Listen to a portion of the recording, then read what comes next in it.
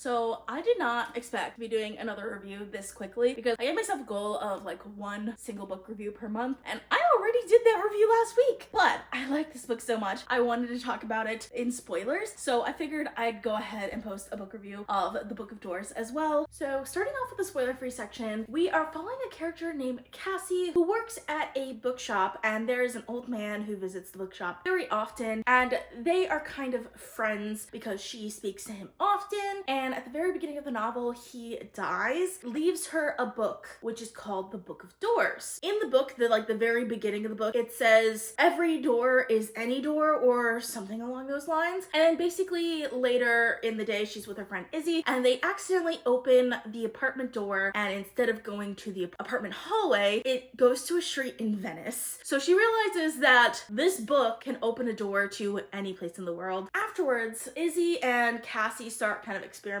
with the book, and along the way they meet a Drummond fox who is carrying the Book of Luck, which is how he ends up finding them, because it's lucky for him to find the girls that are carrying around the Book of Doors, which I think is incredibly interesting. But they learn that not only are there more books like this that do different things, but there's also this woman who's out there basically trying to collect all of the books, killing a lot of people to do so. Incredibly interesting concept. Really enjoyed this book. Absolutely love the execution of it. But as always, we'll go into four main categories that I always go into, which is character, plot, world building, and writing style. So first we want to start with character, and I really love the characters in this. There are quite a few characters because there's Cassie and Izzy, which I mentioned, and then there's also Drummond Fox. Drummond Fox is like the last person in his family alive, but he is like the curator of the Fox Library, which collects a bunch of these books, but he also like locked himself out of the library for like 10 years. He's also like, he's very protective of these books as well, which I think is very interesting. Like just like that librarian where he's like willing to sacrifice like himself in order to protect these books, which I didn't really expect, and I did like that. I do think there are some other characters that are also really interesting. Mr. Weber, of course, is the man at the very beginning who dies. He is definitely an interesting character, and we get to learn a lot more about him later on in the story as well. I will say this is not like that much of a character driven story. It's a little bit more of like a world building / plot driven story, but overall I still really liked it. My one gripe would be the woman. The woman is like the main like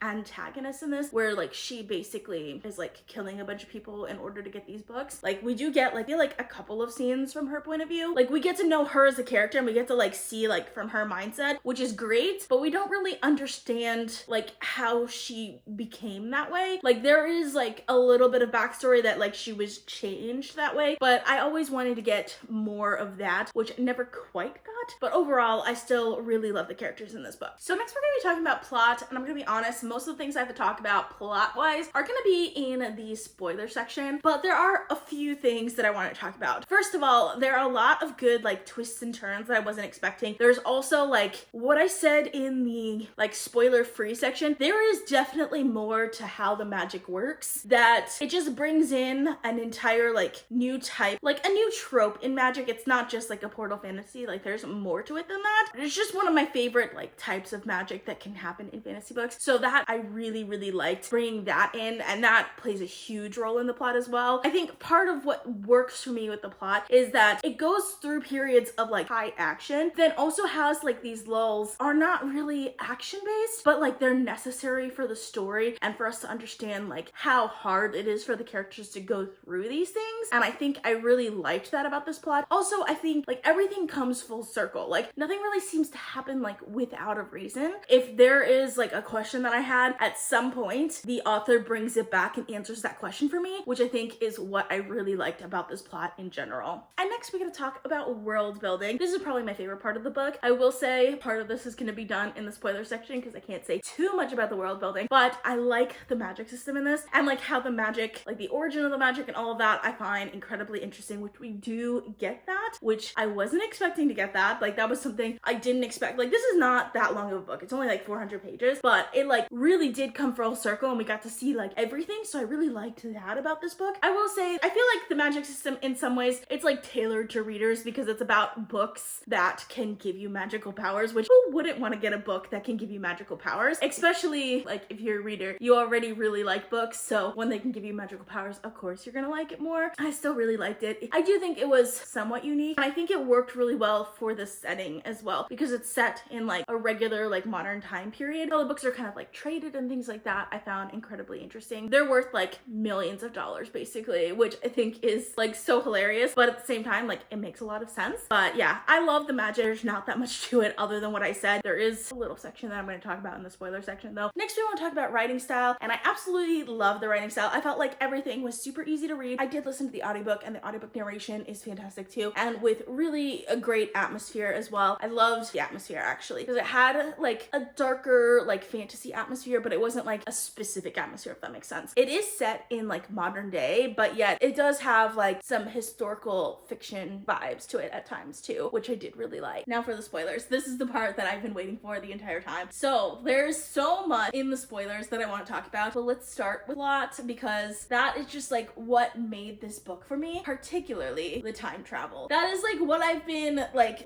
biting my tongue the entire time in my reading vlog and during the spoiler free section. I did not expect time travel in this book, but there is time travel in this book and it makes me so happy. Like it's one of my favorite magics to see in fantasy books, and I think it's done so well in this book. It reminds me of how like the time travel is done in like Harry Potter and the Prisoner of Azkaban, and I know that's like a bad example. That was like my first exposure to like time travel fiction. I loved it. Like that was my favorite book in the Harry Potter series for a reason, and I absolutely love how it's done in here as well. I also really think it's interesting like when Cassie gets sent to the past and she has to like live for 10 years in the past. I found that so fascinating, which I like did not expect to find fascinating because it's not a particularly interesting part of the book, if you know what I mean. Like it's not action based at all, but it really worked for me, like her going through that and like coming back, and how the people who are in like the current period, like specifically like when Cassie goes back to the past, like the scene where Barbary sends her to the past and then she shows up as her older self. Obviously Barbary has no idea what to do at that point, and I loved it, like how out of place he was, but then he does the same thing to them later on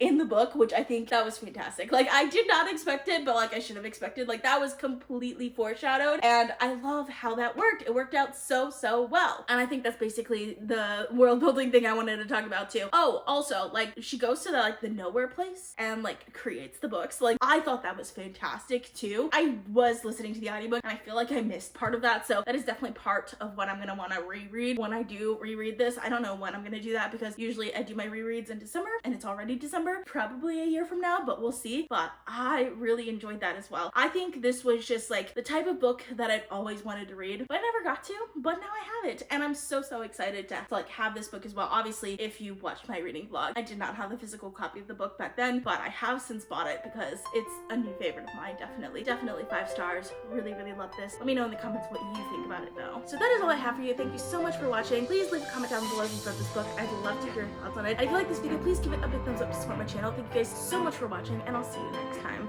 Bye.